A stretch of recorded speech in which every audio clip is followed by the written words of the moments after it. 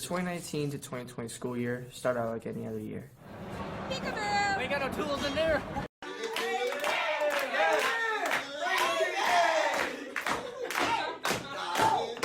Students would move about their day with really no worries. Hey, Loki. Yeah. I'm stuck.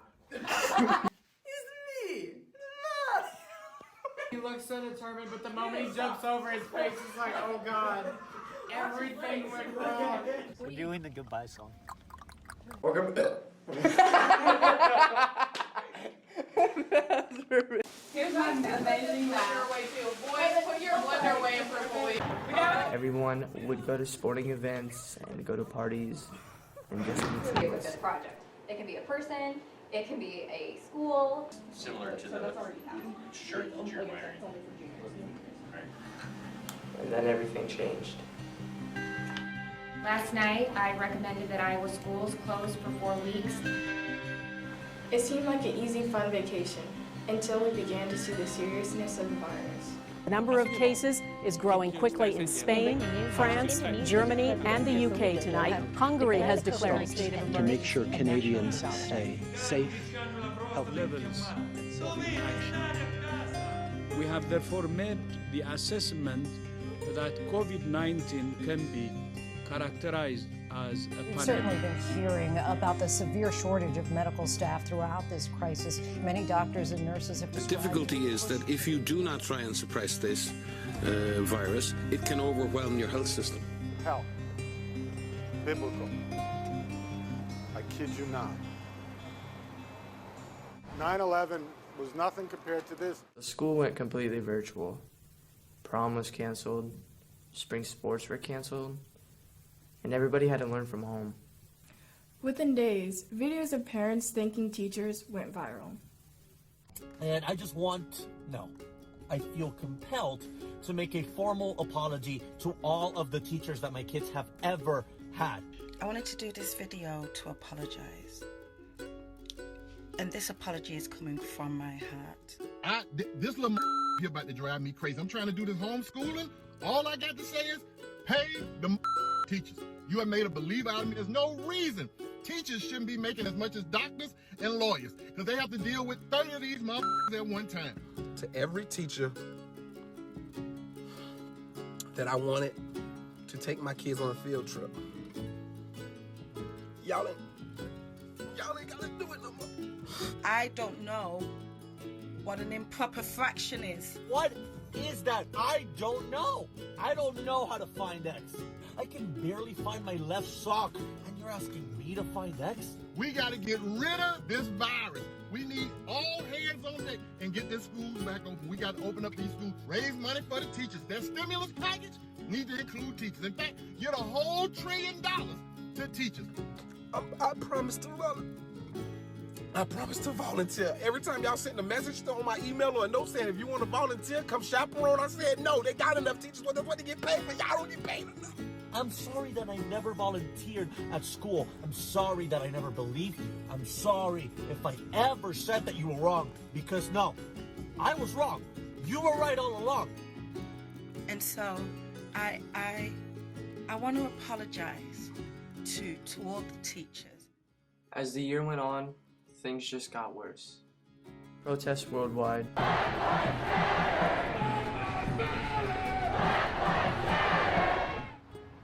Forest fires. 12 states in the West are battling major wildfires. Civil unrest. Killing of George Floyd, a black man in police custody. The situation here in Santa Monica, California is very fluid. You can see police here now firing tear gas into the crowd.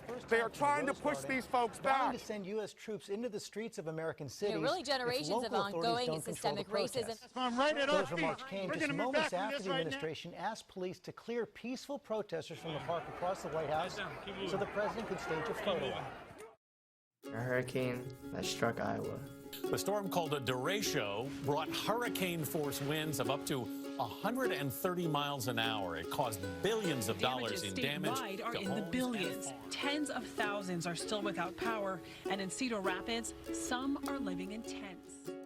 When we were able to return to school, it was completely alien to all of us. Hey, how you doing? Keokuk High School decided to go with the hybrid model, where the school was split and only half of the students would be inside the building. Desks were taped off so we could maintain social distancing. Water fountains were turned off. Hand sanitizer was inside every door. Our film teacher asked what we wanted to make, and we decided to do a documentary on how COVID-19 has affected education.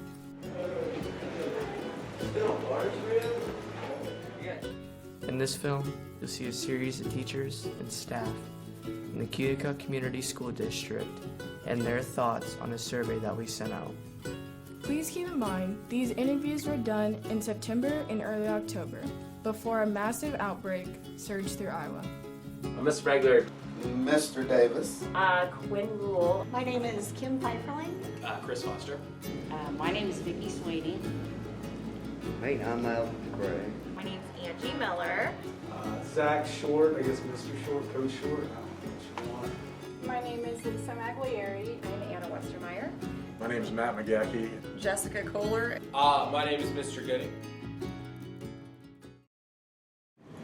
This year, same thing. I usually try to get here by 7:15 instead of closer to 7:30 just because school starts 15 minutes earlier. I usually don't get home until 5 or 5:30 because I have kids come in and stay after school to try and get caught up because we don't have them that day. Oh, if we didn't have them Monday, I'd be dying because you have to prep for what you would usually do, and then you have to prep for a meaningful virtual day.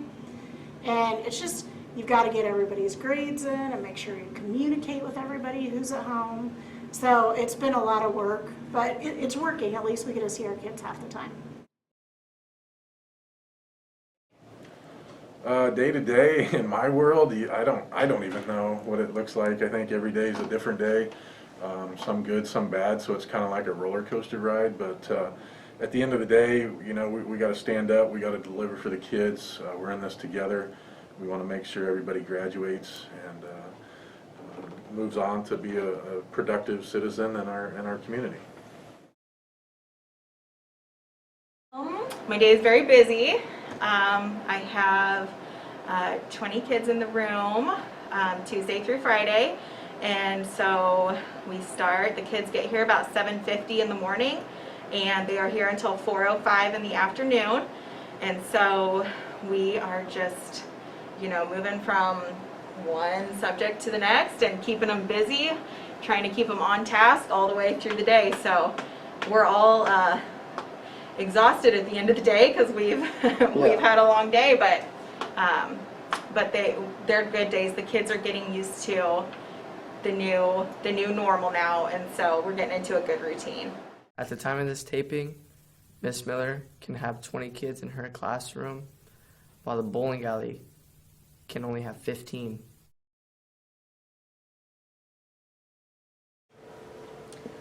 Not much. Really, even this year, it's been okay because I don't have to take a library home with me. Most teachers have to take everything home with them, you know, to do their job virtually and to grade papers and everything else.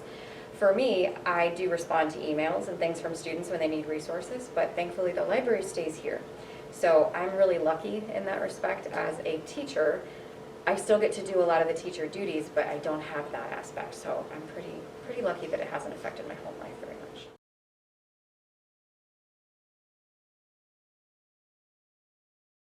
We were kind of lucky, since my wife and I were both teachers, that it didn't affect us all that much because we got to stay at home. I think the biggest thing that's affected us is we have our disabled daughter, Madison, and we've been really worried about her.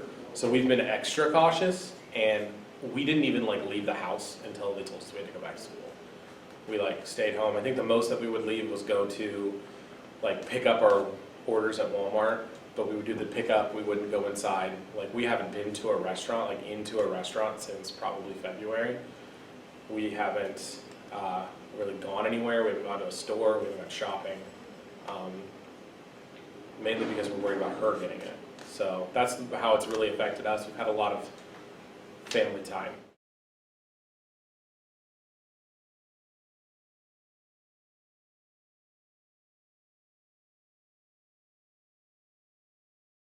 I have two little girls. One of them is in school, so she has the same schedule of me. The other one's in preschool.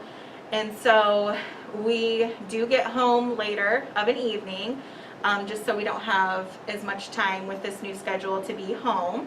As far as just COVID in general, my little girls like to go play places, and you know, over COVID we haven't been able to go do that a lot just because trying to stay away from different germs and everything. So that was hard for them at first to not, you know, why can't we go here and go here? But they're used to it now because it's been so long, and they know, you know, social distancing. They know what that term is, and using Germ-X and washing our hands and all of that. So that's, you know, been a change with my family life.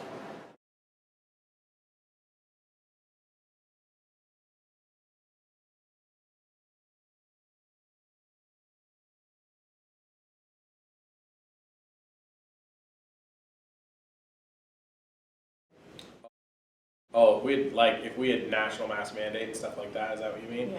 I'm pretty sure we would not be dealing with a hybrid schedule at school right now. And I'm also pretty sure we wouldn't have 200,000 dead people. We would still have some people, but not nearly 200,000. I think things would have gone a lot better. I think people just needed to sit down, shut up, and be quiet for 2 weeks, and I think we would have been okay. Honestly, I don't know that it would have made a difference. The virus is here and we're going to get it. I don't know that hiding away would have made it go away. I think it's obviously still present in the population.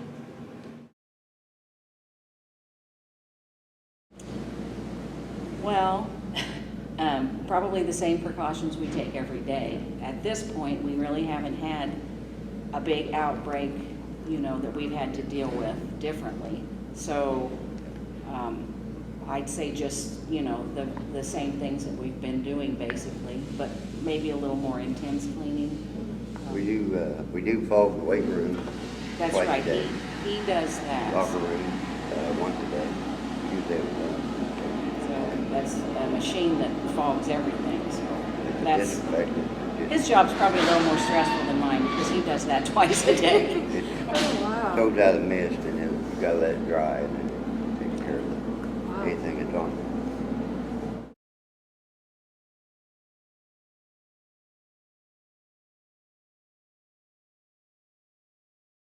Now we actually have an extra bed in at the middle school. Our room is our Mr. Parker.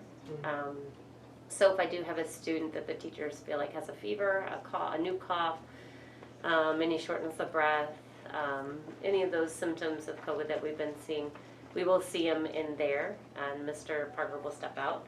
And then if I decide they need to go home, they'll stay there. And then after they go, we clean the room.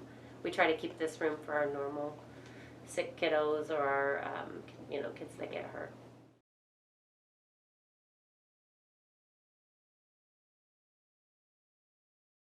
No, that never crossed my mind. You know, I knew there was some concerns and health scare and all that stuff, and the kids need us. I think the kids need school, and we all need to be here. We just need to be able to do it in a safe way that keeps everybody healthy. No. Nope. I think with it being a virus and with my nursing background, I think just knowing that you wash your hands, you wear your PPE, you social distance when you can, if everybody does their part, then I think we're okay.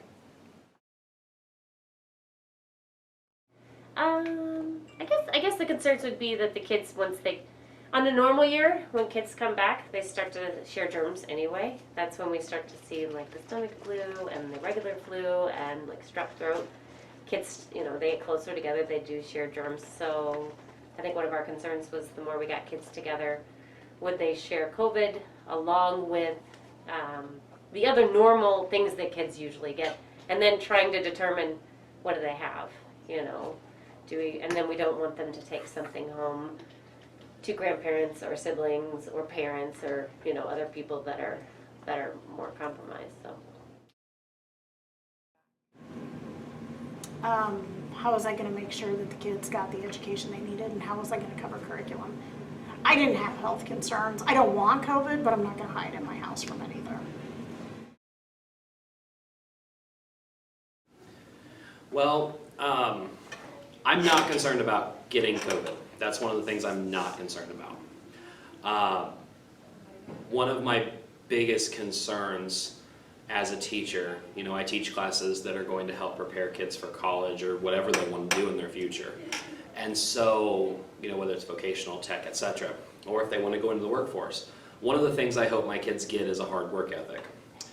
I feel like this year as a teacher, I feel like I'm not as good as I should be because I'm not able to see the kids. And so I feel like a lot of the things that I'm teaching them is just falling on deaf ears. They're not engaging, they're not watching the videos, they're not understanding the videos, and then, you know, when test time comes around, they throw up their hands and they're like, I don't know what to do.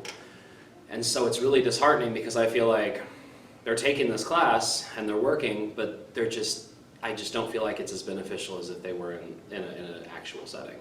And so that's what's really hard for me as a teacher, is I'm sitting here and I'm just trying to figure out, okay, am I doing a good enough job at getting them ready?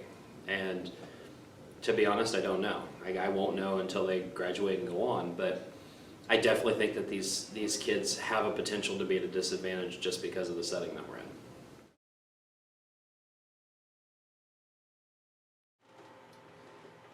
My biggest concern was our technology for our students and the support that we would get from parents that either decided to send their kid on, do all online, virtual, or hybrid.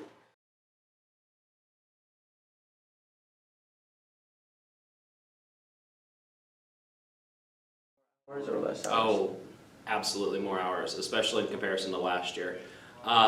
It does not, in terms of hours, as a teacher, I feel like I've put in as many hours having 3 different classes to teach as I did when I had 5 or 6 different classes to teach.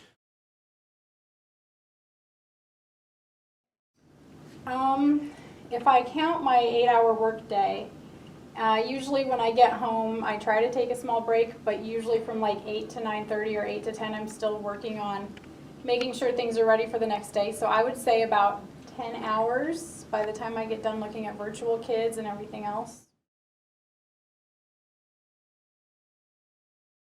Well, we're contracted for 8 hours, but, you know, often it depends on the day.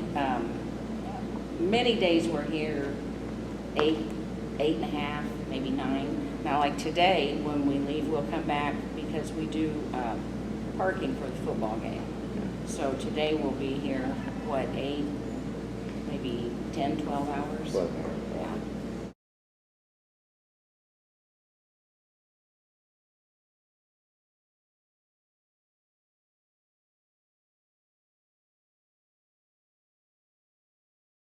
At the beginning of the year, my day was a lot more stressful. It was a 10 at the beginning of the year just because of all of the changes and getting used to the changes and adjusting. Well, I'd say about 7.5, 8, maybe. Oh, it depends on the day. Anywhere from like a 6 to a 7, but usually it's around a 4.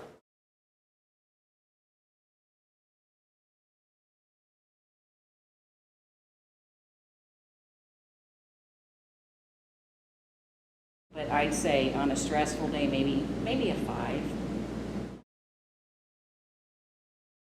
So at the start, was it pretty stressful in the summertime when everything started to hit and you were teaching?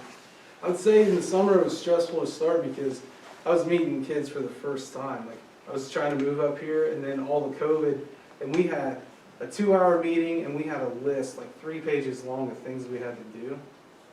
So that was stressful because all I wanted to do is get to know the kids and coach softball. Recess is a big one. We can have 2 classes outside at recess. We split the playground. Half of them are on the upper playground, half of them are on the lower, so they're not intermixed. Whereas in the past, it would be like all of 5th grade could be out there for a lunch recess. So they don't get that anymore, so they do miss getting to see the other kids in the other classes. So recess is a big difference. Of course, the masks and having the dividers in the room. The kids, they've adjusted pretty well to it. They just know that this is what we have to do, you know, but it is a big difference from last year.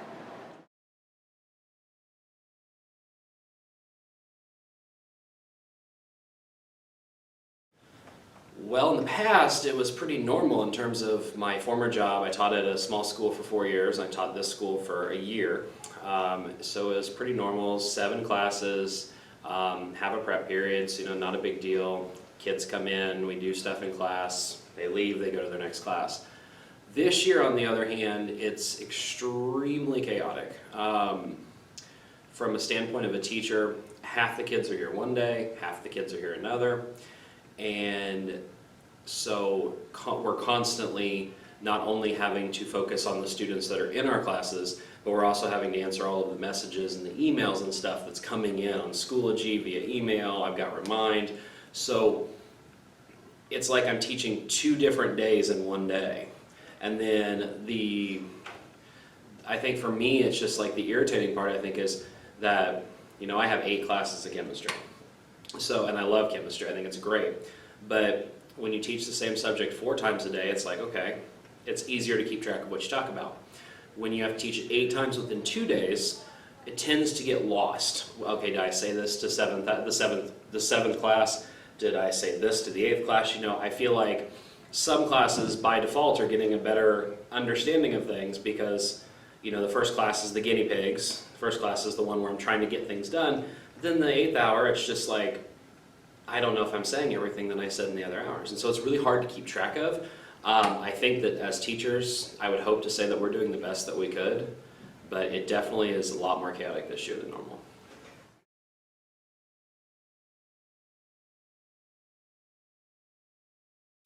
Well, the average day is coming in, doing a report for attendance, and then dealing with discipline. And it's very different because I have half the students, so I have less discipline. Attendance-wise, it's less because we don't have all the students. So I have to go on like a 2-day period for each group, an A-day report, a B-day report. So it's very, very different from what it was last year.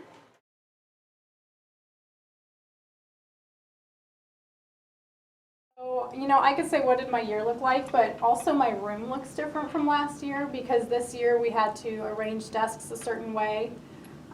If you were to come into my room last year, you would have seen 3 carpets where students can gather in small groups or read, and you would see a lot more pillows in the room for reading spots.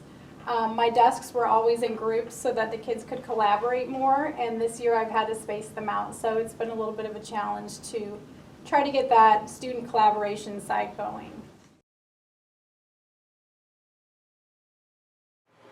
I would have forced kids to come 2 days a week because I know how our kids are, and the farther they get behind, the worse it's going to be. And now we got seniors that may not graduate. We get juniors who are going to be behind in credits. Sophomores will lose because they will decide that whatever they're doing is not as important as school. And our freshmen, we can't get that attention to our freshmen what our high school atmosphere should be like.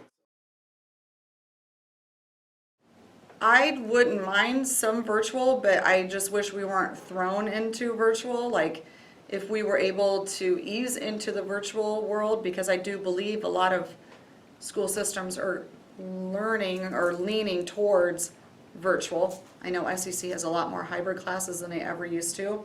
So I would be okay with it if it wasn't like we weren't just thrown into it along with a whole new online learning system.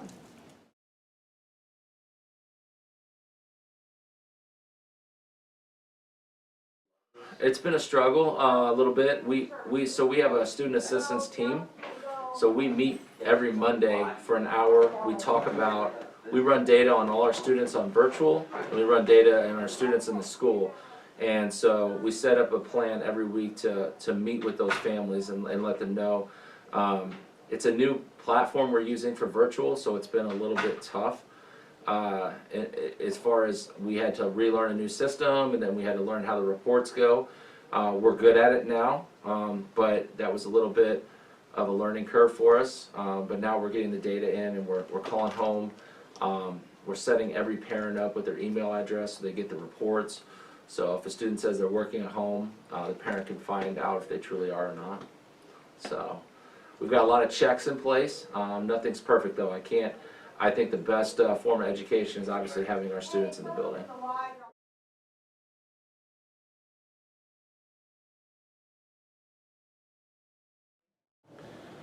I like it actually. I think it kind of gives a little bit of everything, the online and in person. I also think maybe it gives us a kind of a snapshot of what the future might look like in terms of education. You see it a lot at the college setting already where there's a lot of online classes. So I could see the trickle-down effect coming to high school as well. You know, I think there's like some aspects that I've noticed that, but I think students are like bouncing back quicker. That's good. But I do worry about burnout. Like I was saying, that we need to worry about that social emotional side. I feel like because of the schedule, students are going to burn out a lot faster with school than they normally do. Instead of like it coming in like February, kids are already starting to be like, this sucks, and they're super tired, and I think it's already starting to hit, which is bad. It's only been in school for a month.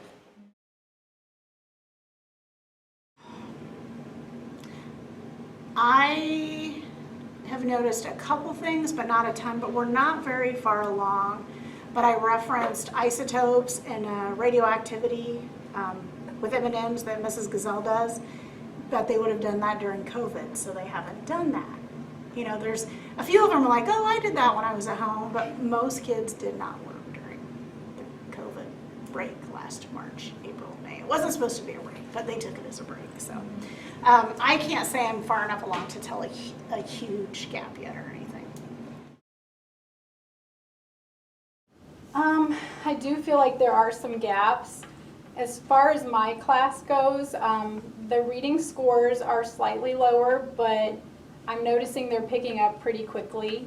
Our goal is 85 for the beginning of the year words per minute, and most are reading between 70 and 80. So, and within a week they were jumping up 10 or 15 words. I think that will slow down, but math-wise we definitely see more gaps with the math for getting some of those basic skills they learned last year.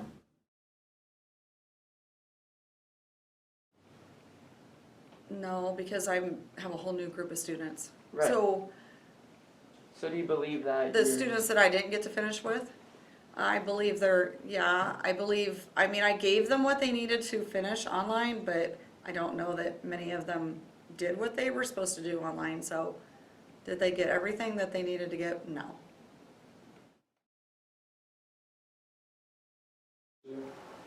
This is my first year at Keokuk, but I would say students in general, yeah, I think they're a little behind. I think we're all a little bit behind, and I don't think it's because they miss curriculum as much as it is we've been off since March. You know, we haven't done school. I do have a little bit of a concern of our start, the students have been out since March. There's a little bit of gap of learning going on right now, so I think somewhat students are struggling to get going. Plus just the fact of coming here one day, being gone the next day, in and out. It's that virtual day that students are having to, they're not used to, okay? So keeping up with their learning when they're asynchronous has been, I think, a bit of a challenge, but we're monitoring that. I think it would drop. I'm hoping it doesn't drop tremendously, but I know it will drop at some point. My goal right now is what I'm doing is I have been all over our seniors, because to me right now they are the most important, because if they don't get their credits and then it comes March and they see that they're behind, they don't graduate. I mean, they can walk, but they're not going to get that diploma. You don't go to school for 13 years to get to this point not to get it. And that to me right now is like my biggest, that's what drives me every day when I come here and I go through the seniors online learning stuff, is to make sure that they're doing what they should. Wow, that's a tough question. It's hard for me to predict that right now. We are always got our finger on that pulse. I do have concern with students at home and our families as well, understanding even from a freshman standpoint all the way to senior that you need 7 credits a semester to stay on track. And I sent a letter home so everyone understood that, but I think that's been, it's a concern. But I will say for some of our students that may not have graduated last year, they are active online right now, so we're hoping they'll finish. But again, I like having them here so I can we can all have, you know, a big umbrella under our students and make sure they're doing it here in the school, because it's tough. It's tough to motivate yourself on your own sometimes when you're young and everything's going on out there and you want to be a part of it, and education isn't always number one sometimes, you know. You guys have social lives, you're teenagers and whatnot, so. But overall, I thought it would hurt us last year. I think we went up a little bit, but having a full year of this, I tell you, I think our senior class is really motivated. I'm very much worried about our younger levels and getting off to a good start on this platform.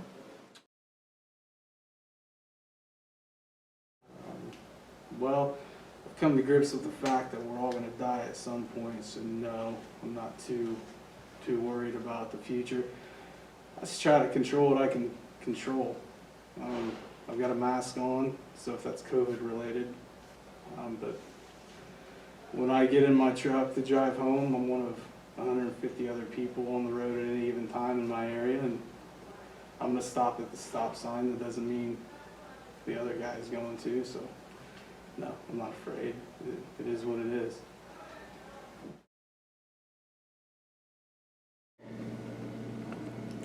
I fear not for my future, but I fear for yours and my grandchildren. I guess fear is kind of a strong word. I'm concerned about the future if people don't change you, but people like your age, you know, you're the people that can make a difference. And so I am concerned, but I'm also optimistic that there's enough of you that do care and want to make that change. You know, you just, sometimes it's hard and you just have to stick it out through the negative, you know. There's a lot of negative there, so. It's very hard. But you guys can do it. Oh yeah, I got faith in you Yeah. guys. You guys live.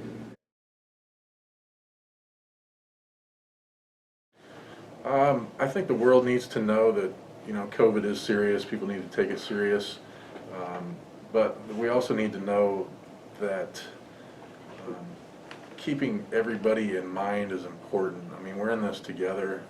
I think it's caused some division. It's been highly politicized. So we just need to work together to overcome this and be a better person after it.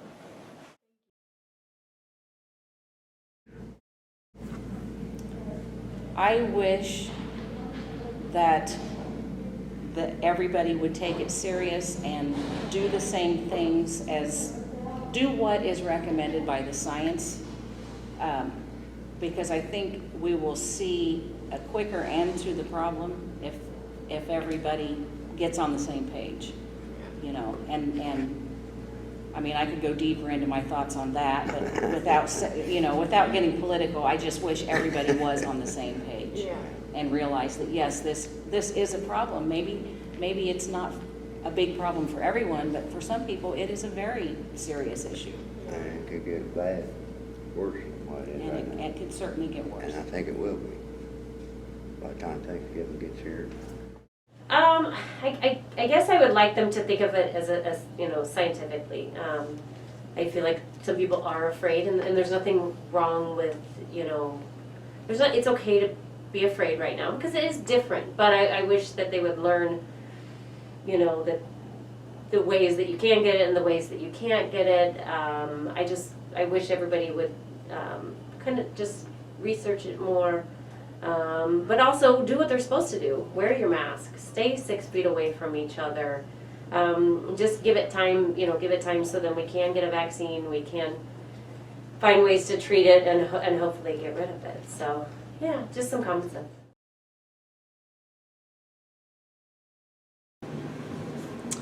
It is definitely different. It is very unique. I will be excited when we can be back in the classroom on a regular basis. That students need to be in the classroom, and teachers want their students in the classroom every day.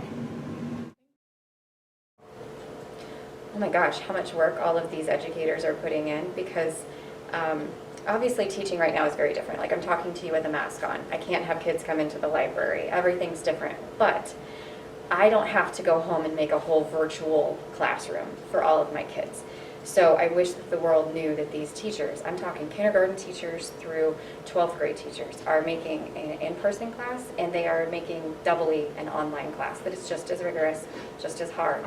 So they're working twice as much as usual, which was already more than it should have been in the first place. So I just wish they knew how much time and love and effort was going into their jobs.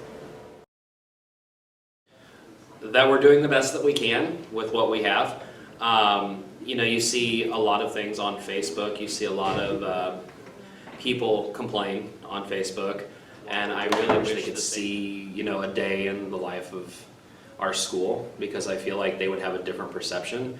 I understand, you know, I'm not a parent, but I understand the parents' perspective of they want what's best for their kids. But at the same time, I want what's best for the kids as well. And I feel like our mentalities line up, but it's unfortunate the hand that they're dealt, the hand the kids are dealt this year, because the people that are ultimately suffering this year is not the teachers, it's the students that are suffering.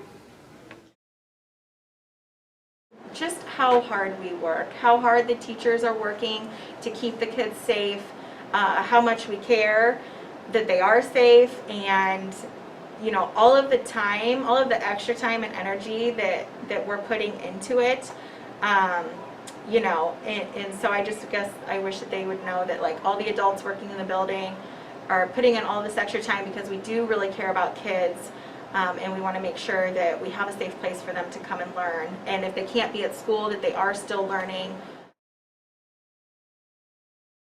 I think the world doesn't know how hard it is for you guys, how hard it is for us as staff to be thrown into this. And I think, that's why I said, I think we're doing a good job with it. And, you know, it's affected everybody, the whole world. It's affected everyone's jobs, not just our jobs. But people are not good about putting themselves in other people's shoes to see how did it affect someone's job. And I think this year has been a lot more work for you guys and for us. So I think people are still worried about kids learning, and I think that's a problem that we need to get away from, because kids will learn, and it doesn't matter, they'll learn it at some point. But right now, there are things going on at people's homes and lives that, like, they're super stressed out. And the social emotional aspect of learning, like anxiety, depression, that's the stuff that teachers need to be helping students work through, and we need to not put too much on their plates right now, because just because it's a hybrid schedule and they have 2 days that they're not here or 3 days that they're not here, it doesn't mean that they don't have crazy amounts of crap going on those off days. They don't have time to do 3 hours of whatever. So we need to be more open to relaxing what we're doing to help kids that way. I wish the world could know that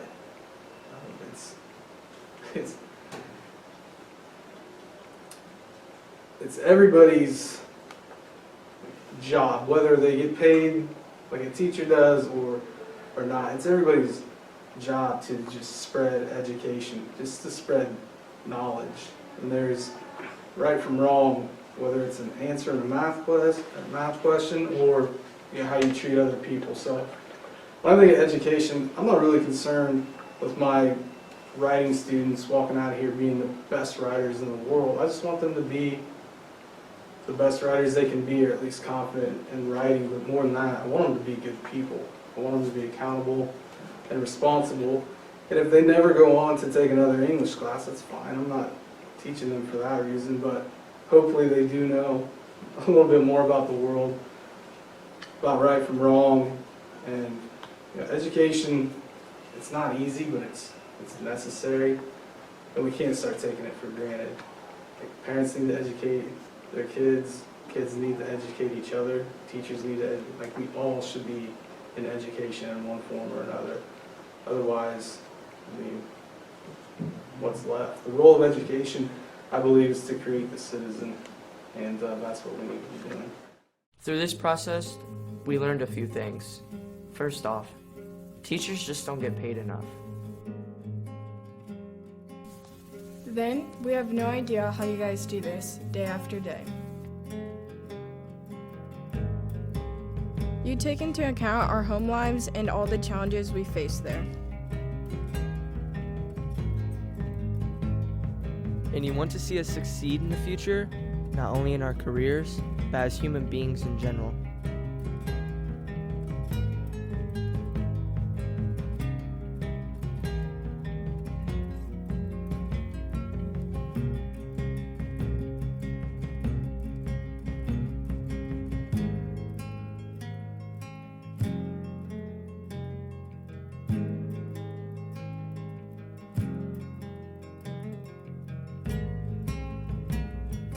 So thank you.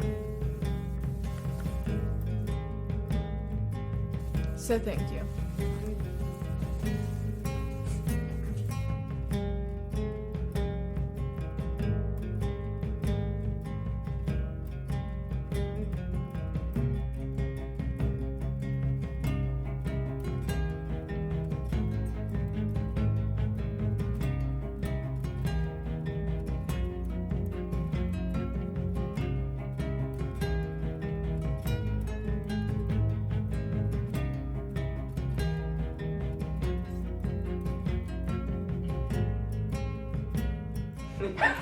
We shake hands and do this. Get closer. Like, Get we bump act elbows. like a photo, like, Ew.